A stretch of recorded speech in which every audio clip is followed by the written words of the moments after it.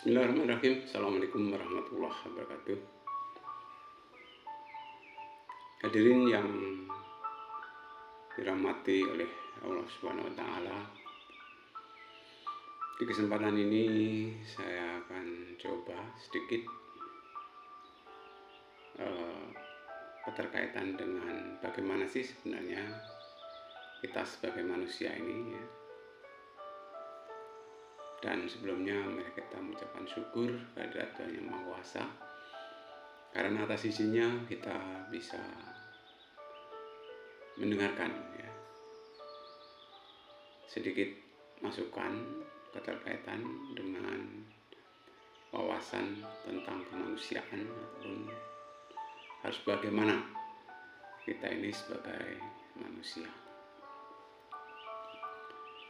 Hadirin yang dirahmati oleh Allah Subhanahu wa taala, sebagai manusia demi keutuhan sebagai manusia itu hendaknya dilandasi dengan sikap psikologis ya, kejiwaan. Di antaranya sikap-sikap tersebut adalah sebagai manusia kita seharusnya pintar ya, ataupun pandai. Nah, untuk bisa pintar atau pandai kita perlu belajar. Kita tidak usah malu di dalam belajar, karena proses belajar kita itu berlangsung seumur hidup. Nah, long life education ya, proses belajar menuntut ilmu itu berlangsung seumur hidup. Jadi jangan sampai kita malu di dalam kita belajar ya. Bukankah ada pepatah, kalau kita malu akhirnya kita akan sesat ya. Seperti halnya malu bertanya, sesat di jalan. Ya memang kalau kita malu di dalam bertanya ya, itu mengakibatkan menyusahkan diri kita sendiri. Jadi kita sebagai insan ini harus pandai, harus pintar. Kemudian selain pandai, selain pintar ya, kita juga diharapkan terampil dan rapi ya. Terampil dan rapi. Hendaknya kita mempunyai keterampilan ya, berpenampilan rapi, karismatik, gigih, pantang menyerah, ya. Dan juga bisa merubah sikap atau tingkah laku semakin hari semakin baik. Itu harapan, ya. Jadi kita berorientasinya seperti itu. Ya, untuk bisa merealisasikan tentunya kita berusaha ya. Berusaha untuk lebih baik dan lebih baik. Kalau dibikin grafik, kurva kita itu kalau bisa senantiasa meningkat ya, progresif ya, senantiasa meningkat dan meningkat. Ya. Bukankah dikatakan hari ini lebih baik dari kemarin? Kita berusaha untuk demikian halnya. Itu ya. Di samping kita pintar, kita harus punya keterampilan dan harus berpenampilan rapi. Kemudian di samping itu kita harus jujur ya, terhadap diri sendiri. Jujur terhadap orang lain ya. Kemudian termasuk kepada sesama, sahabat, atau semua orang. Kita hendaknya berbuat jujur ya, berlaku jujur. Jangan sampai istilahnya itu lain di bibir, lain di hati ya. Kita berusaha ya, sebagai manusia hendaknya berbuat jujur terhadap diri sendiri, orang tua, ya, sesama, termasuk sahabat, ya, terlebih Tuhan yang Maha Kuasa. Malu ya kalau kita sampai tidak berbuat jujur, ya, karena secara nurani hati kita itu hakikatnya juga bersih, ya. Hakikatnya bersih, ya. Hakikatnya nggak mau diajak tidak jujur, ya. Jadi kita hendaknya berlaku jujur. Kemudian di samping itu juga kita harus punya disiplin diri, ya. Disiplin diri terhadap sistem yang ada. Mungkin walaupun toh dibuat kesepakatan terhadap suatu peraturan, ya, kita hendaknya punya disiplin yang tinggi, ya. Disiplin yang tinggi karena apa? Ya tadi, dengan disiplin, karena keberhasilan itu sangat dipengaruhi oleh kedisiplinan, ya. Jadi disiplin kita itu harus sekokoh mungkin, ya, terhadap segala sesuatunya yang berkaitan dengan kemasyarakatan dan juga kepribadian kita. Kita berusaha untuk disiplin. Insya Allah, ya, kalau kita punya sikap disiplin, ya, akan memudahkan diri kita dalam mencapai suatu tujuan, ya. Jadi kita punya disiplin. Dengan disiplin insya Allah, ya, segala sesuatunya akan berjalan sebagaimana mestinya, sesuai dengan harapan. Kalaupun toh tidak sesuai dengan harapan, ya itulah kehidupan, ya. Kehidupan itu hakikatnya apa yang kita rasakan, apa yang kita alami, bukan yang kita bayangkan, ya. Kita membayangkan begini, kenyataannya begini, ya apa boleh buat, itulah kehidupan, ya. Walaupun bagaimana kita berusaha untuk punya sikap disiplin secara kokoh, ya. Kita nggak mungkin mampu untuk mendisiplinkan orang lain kalau kita sendiri mungkin belum berlaku disiplin, ya. Kita berusaha untuk bisa disiplin, ya, dengan tulus. Hadirin yang berbahagia, kemudian di samping itu, ya, kita harus mengetahui akan kemampuan diri, ya. Kita harus mengetahui akan kemampuan diri, ya. Kemampuan diri sendiri kita harus mengetahui. Jadi batas-batas kemampuan diri pribadi kita mengetahui. Kita nggak boleh memaksakan, ya, kalau memang tidak mampu, ya. Itu tadi, makanya kita harus banyak baca buku, banyak bertanya, ya.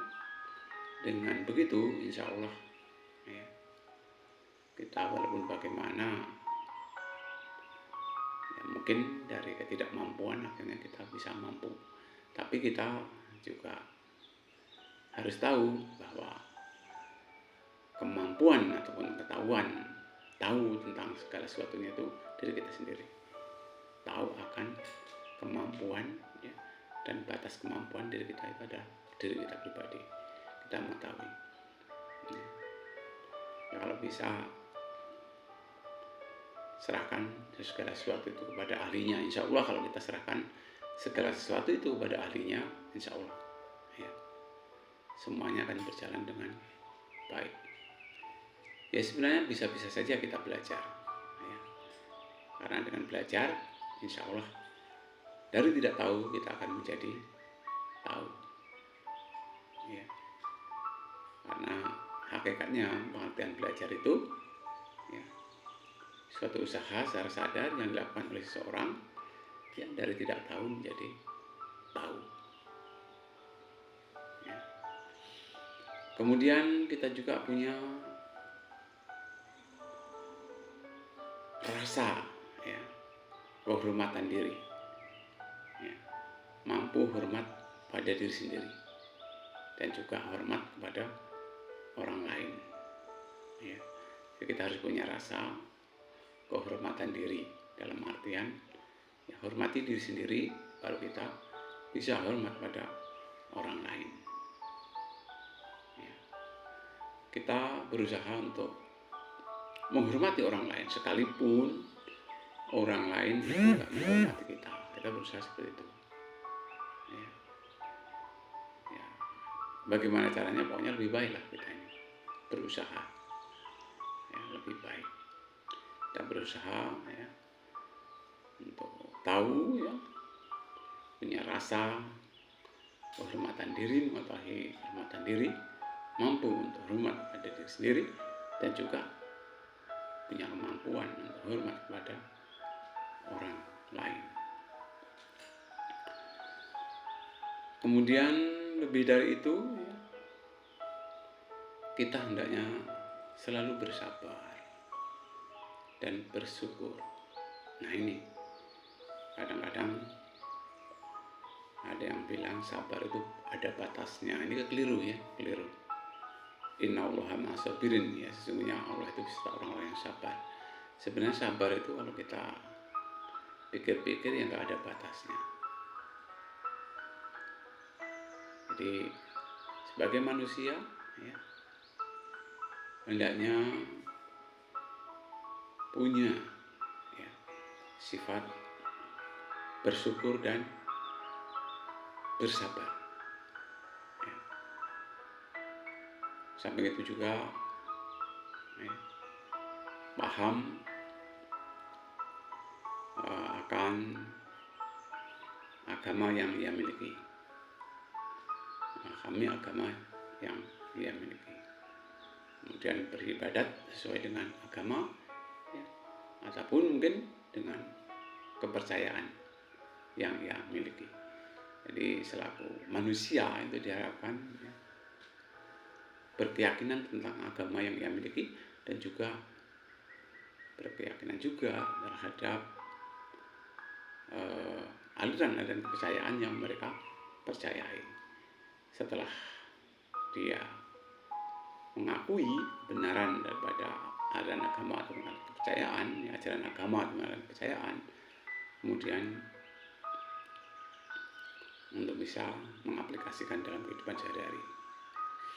Hadirin yang dirahmati oleh Allah Subhanahu wa taala, khususnya yang beragama Islam, ya, itu dasar berpijak tetap pada Al-Quran dan hadis ya, sebagai acuan di dalam segala gerak-gerik tingkah laku kita, selalu atas dasar Al-Quran dan hadis. Bahkan Rasulullah SAW itu kepribadiannya adalah kepribadian Al-Quran ya. Nah memang unik ya, untuk yang Muslim ini unik ya, karena ada salah satu hadis ya, itu mengatakan ya, dikatakan bahwa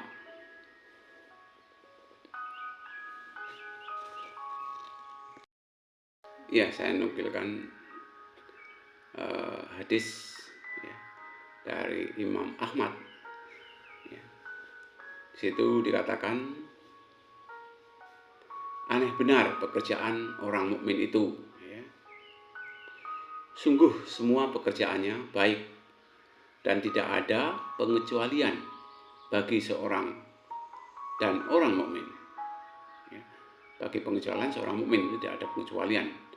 Jika ia ditimpa kebaikan, ia bersyukur, dan itu adalah baik baginya. Dan jika ia ditimpa kesulitan, ia bersabar, dan itu adalah baik baginya. Itulah ya, selaku umat muslim ya, kadang-kadang orang-orang di sana yang non muslim itu kadang-kadang bingung memandang orang muslim. Kenapa? Ya, itu tadi, orang muslim jika ia mendapatkan ya suatu keberuntungan ya, mendapatkan suatu kebaikan, dia itu bersyukur.